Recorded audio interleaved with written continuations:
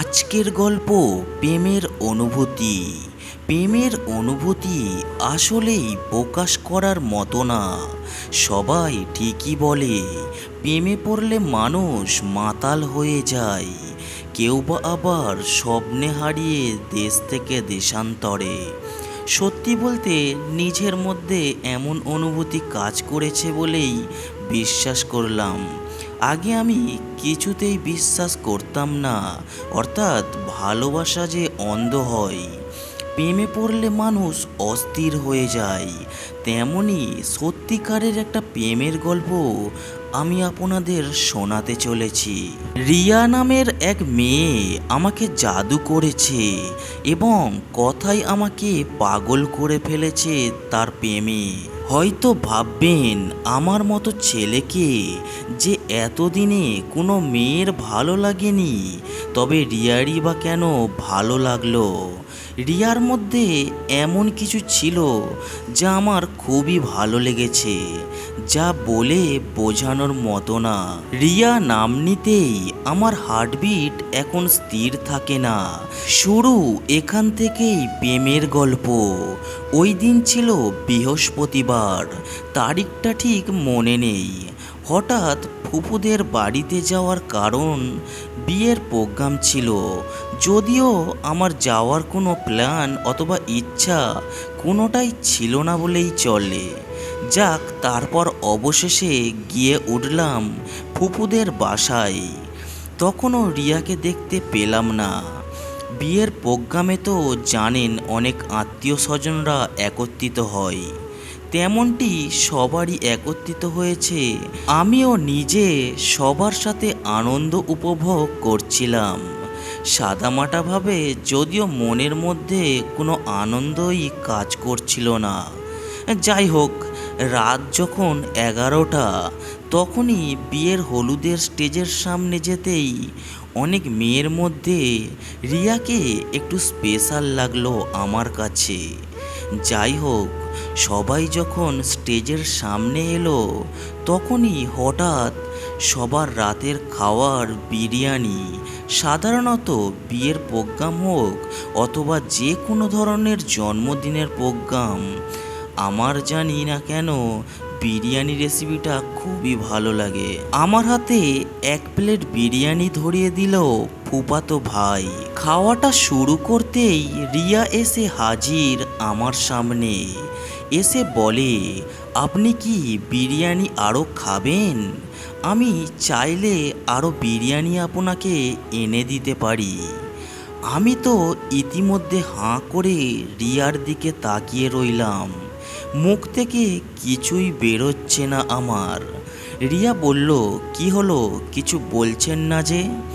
আমি তৎক্ষণাৎ বলে উঠলাম, না ঠিক আছে, কিছু লাগবে না। রিয়া একটা হাসি দিয়ে চলে গেল। হঠাৎ খাওয়ার শেষ করতে না করতেই রিয়া আবার হাজির হলো আমার সামনে। আমার বিরিয়ানির প্লেটে 1 টুকরা চিকেন দিয়ে বলল, এইটা না খেলে কিন্তু আমি খুবই রাগ করব। আমি আবারও রিয়ার দিকে হাঁ করে তাকিয়ে একটা এক্সপ্রেশন দিলাম, অর্থাৎ রিয়াকে এটা বোঝালাম আমি অবাক হচ্ছি এই ধরনের কার্যকলাপ তার সামনে করলাম। মনে মনে ভাবছি, রিয়াকে একটু অন্যদের থেকে আলাদা ভেবেছিলাম, কিন্তু সে দেখছি স্পেশাল। না হয়তো তাকে বোঝার ভুল হচ্ছিল কোথাও আমার। যাই হোক, তাতেই কি আমার, এই বলে আমি মোবাইলে গান শুনছিলাম এক কোণে বসে। গান শুনতে শুনতে হঠাৎ দেখি রিয়া আবারও আমার সামনে। কি অবাক কাণ্ড!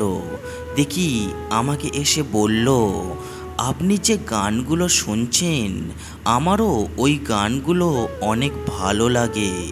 আমি বুঝলাম, খুবই খুশি হলাম। তা তোমার বাসা কোথায়? আমি জিজ্ঞাসা করলাম। কিসে পড়াশোনা করছো? ইত্যাদি অনেক কিছুই জানার ছিল, কিছুই জানা হলো না, তাই মনটা অনেকটাই খারাপ হয়ে গেল। আস্তে আস্তে কখন যে রিয়াকে ভালো লাগতে শুরু করলো তা টেরই পেলাম না। বলতে বলতে বিয়ে শেষ। মনে মনে বললাম, কেন যে বিয়েটা অত তাড়াতাড়ি শেষ হয়ে গেল। এই দেখে মনটা অনেক খারাপ হয়ে গেল। আমার মতো রিয়ারও মনটা কিন্তু খারাপ মনে হলো না। আমি অবাক হলাম রিয়ার মুখের হাসি দেখে।